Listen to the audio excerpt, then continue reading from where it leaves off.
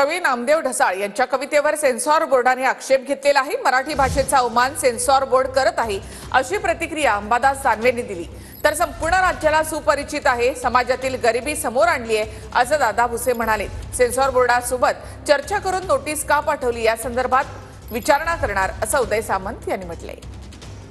नामदेव ढसाळ यांनी एक पिढी निर्माण केली जी क्रांतिकारी होती, क्रांतिकारी आहे आणि या क्रांतीच्या माध्यमातून एक सर्वसामान्य समाजाला एक पुढे नेण्याचं काम या एकेका कवितातून झालेलं आहे। जर नामदेव ढसाळ कोण? कवी नामदेव ढसाळ यांच्या कवितेवर सेन्सॉर बोर्डाने आक्षेप घेतलेला आहे। मराठी भाषेचा अवमान सेन्सॉर बोर्ड करत आहे अशी प्रतिक्रिया अंबादास दानवेंनी दिली। तर संपूर्ण राज्याला सुपरिचित आहे, समाजातील गरिबी समोर आणली आहे असं दादा भुसे म्हणाले। सेन्सॉर बोर्डासोबत चर्चा करून नोटीस का पाठवली या संदर्भात विचारणा करणार असं उदय सामंत यांनी म्हटलंय। नामदेव ढसाळ यांनी एक पिढी निर्माण केली जी क्रांतिकारी होती, क्रांतिकारी आहे आणि या क्रांतीच्या माध्यमातून एक सर्वसामान्य समाजाला एक पुढे नेण्याचं काम या एकेका कवितातून झालेलं आहे। जर नामदेव ढसाळ कोण? कवी नामदेव ढसाळ यांच्या कवितेवर सेन्सॉर बोर्डाने आक्षेप घेतलेला आहे। मराठी भाषेचा अवमान सेन्सॉर बोर्ड करत आहे अशी प्रतिक्रिया अंबादास दानवेंनी दिली।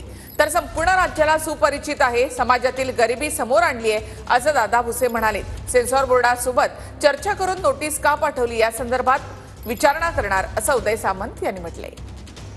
नामदेव ढसाळ यांनी एक पिढी निर्माण केली जी क्रांतिकारी होती, क्रांतिकारी आहे आणि या क्रांतीच्या माध्यमातून एक सर्वसामान्य समाजाला एक पुढे नेण्याचं काम या एकेका कवितातून झालेलं आहे। जर नामदेव ढसाळ कोण या राज्याच्या सेन्सॉर बोर्डाला माहिती नसेल तर मला वाटतं हे सेन्सॉर बोर्ड कोण आहे हा प्रश्न निश्चित आहे। असा सेन्सॉर बोर्डाचा माणूस असणं वाटतं त्या सेन्सॉर बोर्डाचा अपमान आहे। जी क्रांती निर्माण झाली त्याचा अवमान आहे आणि सगळ्यात महत्त्वाचं मराठी भाषेचा अवमान आहे। नामदेव ढसाळ तर संपूर्ण महाराष्ट्राला सुपरिचित आहेत।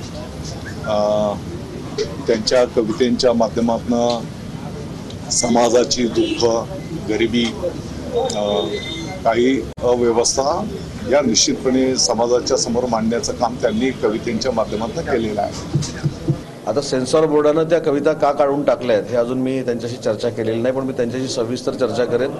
आणि त्यांनी कशासाठी नोटीस पाठवली, कारण त्याचा उल्लेख नोटीस असा करण्यात आलेला आहे, तर नोटीस कशासाठी पाठवली हे देखील विचारणा आम्ही नक्की करू।